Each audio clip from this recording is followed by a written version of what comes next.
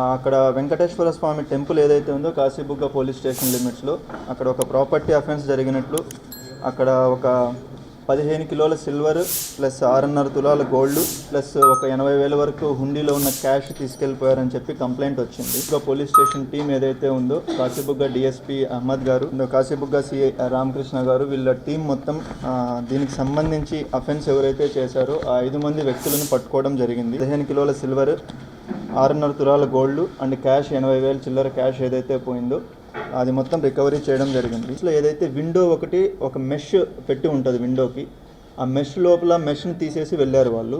వెళ్ళిపోయి అక్కడ లోపల లాక్ ఏదైతే ఉందో ఆ లాక్ను బ్రేక్ చేసి అక్కడున్న ప్రాపర్టీని తీసుకెళ్లడం జరిగింది. ఆ సీసీటీవీస్ డివిఆర్ బాక్స్ ఏదైతే ఉంటుందో ఆ బాక్స్ కూడా పట్టుకొని వెళ్ళిపోయి దగ్గరలో చెరువులో పడేశారు వీళ్ళు. సో మనం దాన్ని కూడా రికవరీ చేయడం జరిగింది.